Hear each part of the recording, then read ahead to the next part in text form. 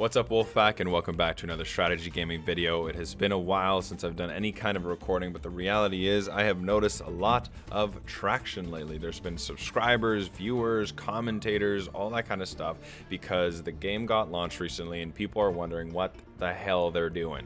And so with having had more than 150 hours on the game in the alpha and beta mode, having keys to both, and already putting in a good 10-15ish hours in the full game, which I know is not a lot compared to a lot of people, but the reality is I definitely figured out the game before it was released. And so as a result, I wanted to update the tutorials that I made in the past. So I've made a tutorial for gas power, and I've also made a tutorial for fusion. And again, there's been lots of traction there, but unfortunately it's somewhat outdated. And so as a result, I decided that I'm going to make a quick tutorial to update that information so that you can use it. So we're going to just do both in one video. I'll make sure to timestamp it for you. And so we're going to do gas power first, and then we're going to do fusion power.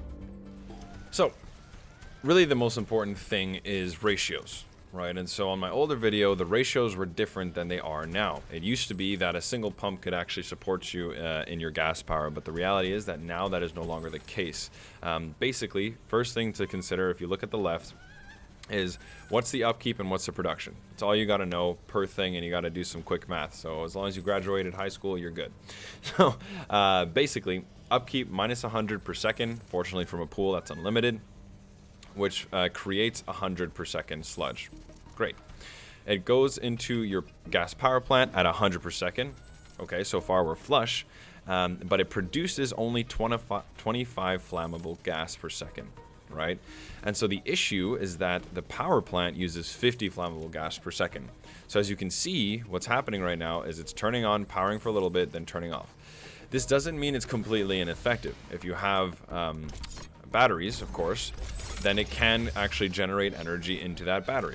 So arguably it could be worth it as an early option if you're just not able to get enough sludge.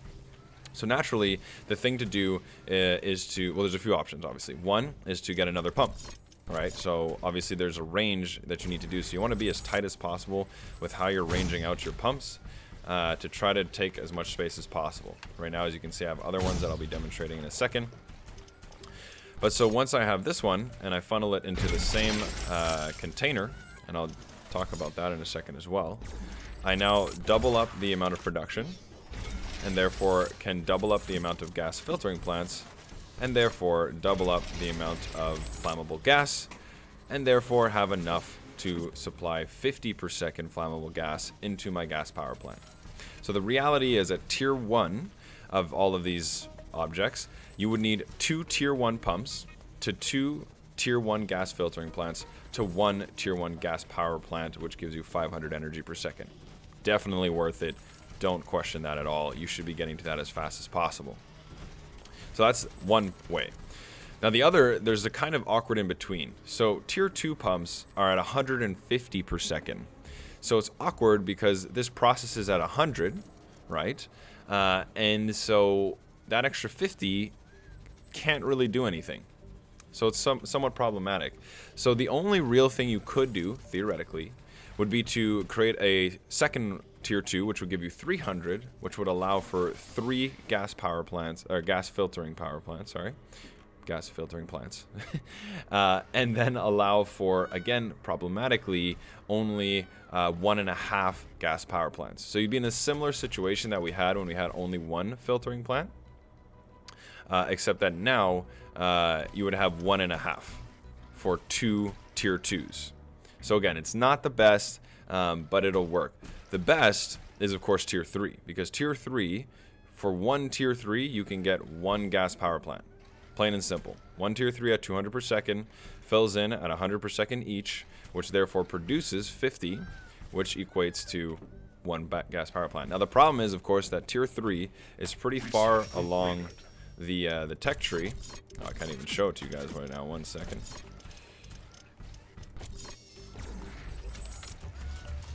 So it's pretty far along the tech tree. I'll show you that in a second. In the meantime, though, I'll talk about the storage. So you always want to have liquid storage between every new liquid. And it's just a precaution if ever, you never know if like a pipeline gets destroyed by aliens or power somewhere goes out or something of the kind. You don't want to make it a chain reaction where, oh, you run out of sludge, which means you run out of gas, which means you run out of power, which means everything in your base starts to shut down. It's happened to me. It's totally terrifying. It's particularly in survival mode when you have a wave coming in 1 minute and you have no way to power up your base. So that's the basics. Now, what would be more important is what happens in the early game, because again, you don't have tier 3 gas. It's just not going to happen, or tier 3 pumps. So instead, the thing to do is to really try to get smart with your placement of tier 1 pumps, because that's all you got. And so with better placement, I'm just going to do this real quick. I know, it's super ugly. Get over it. It's not what we're here for. But so now, by really capitalizing on this pool... Thanks, Mr. Riggs. Now with 4, we have 400 pumping. They're going to go through all of them, guys. They're going to go through every single one of them. No? Cool. Okay, we're good. So with 4 pumps, we're pumping 400, which means we can do 4 gas filtering plants, which means we can do 2 power plants. So that's the quick math on doing it from sludge. The next option is doing it from water, or mud, if you will. So the next option is using mud, and more specifically using biocomposters to create flammable gas. And so this one's a little bit more complicated. It's a little bit more... Yeah, it's definitely more complicated, I'll tell you that. But it's also a lot more satisfying because of the layers of it. But basically, you're going to need either one very large pool of mud or multiple pools of mud. And so basically what you need, first of all, is pool of mud at 100. So just, and I'm going to, for this part, I'm just going to talk about tier 1. You guys can do the ratios for tier 2 and tier 3. But for tier 1, we're producing 100 mud per second. At 100 mud per second, we can produce 50 water per second. At 50 water per second, with the composters, what is fantastic is they only require 10 water per second. Now, at first, that may seem awesome. And I'll explain why that's not necessarily awesome in a second. But for now, 25 flammable gas per composter. So with a single water filter, I can produce... Build more storage facilities. I can produce 50. Here we go. Build more storage facilities. We done? Cool. So, I can build 5 composters, which will produce each 25, which is amazing. That's 125 flammable gas per single water filter. It's nuts. Now, of course, you're in that awkward in between because each gas power plant requires 50 per second. So the truth is, to be optimal, you'd really only need 4 per one to produce for 2 gas power plants. Now, of course, if you double this up and you get to 10, then you can actually get to 5 gas power plants. But that requires larger infrastructure. For now, we're going to keep it to the single tier, single location 1.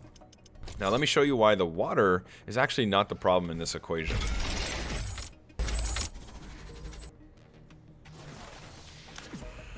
So notice on the right what is going down very fast and not going up. Because the thing is that the biocomposter does not need only water and energy. In fact, it needs biomass, which, as you can see, is going down quite fast at the moment, and I will soon hit 0. So that's the problem. Now, some have said, hey, well, that's okay. You can just go chop more biomass. Yes, if you want to spend your entire game being a lawnmower, go for it. Yeah, I mean, if that's what you're into, that's totally fine. You can do that. But see, I'm not even above where I was last time I checked. So, what's the solution to that? Well, this is where it becomes more complicated, but also a lot more fun. So, welcome the cultivator, which is the plant that plants plants. You will find it on the tech tree on the alien side. So this plant plants plants. I love that. And if you go to the tech tree, alien technology, over to the left, this is where you will find it. From here, you can produce those things. Now, let me also backtrack to something I was talking about earlier, which is where you can find the gas power plants, which is over here, and with the biocomposter in that. Now, Oh, right. The other thing I was wanting to demonstrate was how far along the water. So this is tier 1, tier 2, and tier 3. This is far. This requires tier 2, 3, 4, 5 HQ tier 5, if I'm not mistaken. Or HQ tier 4, actually. Just to get to tier 3 pump. And a lot of time as well. So I don't recommend it for a while. Now for this to work, you require 100 water, which is twice as much as a water filtering plant can produce. So you need twice the pumps, twice the filtering plants for a single cultivator. Now the cultivator, all it does is plants. Now what's very, very cool about it, and it doesn't look like, yeah, unfortunately I don't have it right now because I am in sandbox mode, but in campaign mode, one of the coolest features is that as you go ahead and kill plants, or actually particularly bioscan them, I'll see if I can find something to bioscan. It's not going green. But see, as I get these scans, when I get to a certain familiarity level, I can actually choose what plant it's going to plant. And it's going to have things beyond just biomass. It'll have potentially carbonium, ionium, hazenite. I don't know if there's titanium, probably is, but basically anything you can think of. And this list becomes a whole list of different plants that you can have, which is super, super fun. So, because what that means is while you're getting your biomass for your biocomposters, you're also harvesting other resources. Now, this is only one, and as you can see, it's not really keeping up, right? And so you'd likely be looking to boost this. So whether it's by tiering up your cultivator, or most likely just going ahead and doing another one, which is why in my case, I have a very large mud pool. And so I can double this up pretty easily.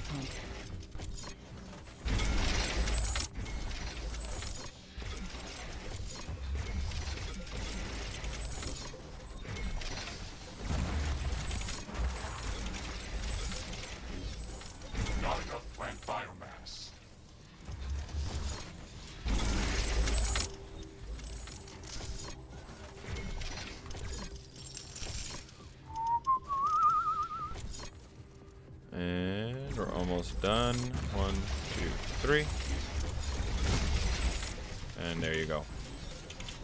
Just like that, we doubled up. So obviously that was generally quick. I've done this a few times, but that's really what it's going to take. And so with 2 of them, give or take, again, you should have enough. And again, the benefit of this is not just that you're getting biomass to power up your gas power plant and biocomposters. It's also that you actually get whatever resources you are getting from what you're planting. So that right there is gas power from the biomass and composter, or the mud, or sludge pool. Your best options in terms of gas. But again, if you've got sludge, just use that. It's way easier. Then we have fusion power. So fusion power is actually very simple. It's just very expensive, right? And so in case you didn't know, because you haven't gotten the research yet, potentially, it's 10,000 carbonium, 20,000 ionium, and then a whole bunch of other elements, right? So the reality is, if you're playing survival mode, you're not getting the fusion power. Now, back in the day, back in the beta days, or even alpha days, that you could actually get fusion power pretty early on in survival, and even in a standard match could get to fusion power. Now, not gonna happen unless you play a 5-hour match or something like that and you're aggressive about your resources. You're not getting to fusion power. The campaign, on the other hand, is very realistic, but of course takes time because getting each of the resources needed, right? So if we take a look again, cobalt, palladium, uranium, titanium, those are a lot of side quests that you need to achieve to be able to get to even starting to harvest them, let alone get to enough that you have 2,000 of each and so on. So it's more of an expense thing than it is a complication thing, because the reality is that when you research fusion power, of course, but it also requires cooling. And so that's a little bit further on. So it's below cryo, and onto here you get the super coolant refinery. So it requires 2 different researches. That's where it gets a little bit more complicated. And then once you have the super coolant refinery, it takes 2, right? So there's 20, they produce 25 each. You require 50 to power your fusion reactor or whatever. And so it's a lot easier in terms of setup if you have the supercoolant refinery. The problem is if you don't, because it's a different research, then you have to go with water, and it requires 100 water per second, which would therefore mean you'd need to be connected to a local mud and then be able to convert that into water. Now, another option, actually, that's ironically right next to us, is to use from here. We'll see if we can fit this bad boy on. Because this actually produces 100 mud. So another option, if you don't have mud in the area. But again, it would unfortunately require a tier 3 geothermal power plant to produce 200 mud. Build more storage facilities. Cobalt storage is full. Build more storage facilities. And then with the 200 mud, you would be able to connect that to fusion power. So real quick in summary, as long as you have yourself the research over here, so which you get the fusion power plant, you then go through cryo, get yourself the cryo refinery or supercoolant refinery, and then the biggest thing is just the insane cost. Then the build is very simple: supercoolant into fusion power, out into a plasma converter, so you can create supercharged plasma, which allows you to use things like artillery and shield generators and all those other late game things that make it very fun. So build is very simple. And so that's it. That is your updated, as per release, Riftbreaker energy guide on gas power and fusion power. Gas in the 2 ways that it can be used through sludge, which is simpler, but not as gratifying or and such. And of course from mud or water or biocomposter, which if we look now, see we're actually well balanced. I haven't done much in terms of biomass collection. This is balancing out very evenly right now. So if you have yourself 1 cultivator to 3 harvesting stations 2 times, you're pretty much good to go. And then of course fusion power, which is simple, just expensive. So thank you guys for tuning in. I'm not really doing content anymore. I just started getting a lot of likes, comments, and all that stuff on my old videos, and I felt bad for the fact that they're just outdated and no longer accurate, and I was giving the community misinformation as a result. So I really hope that you guys watched all this. I hope you enjoyed it, and I hope that this will help you break some more rifts. 𝐶𝐓𝐈𝐓, signing off.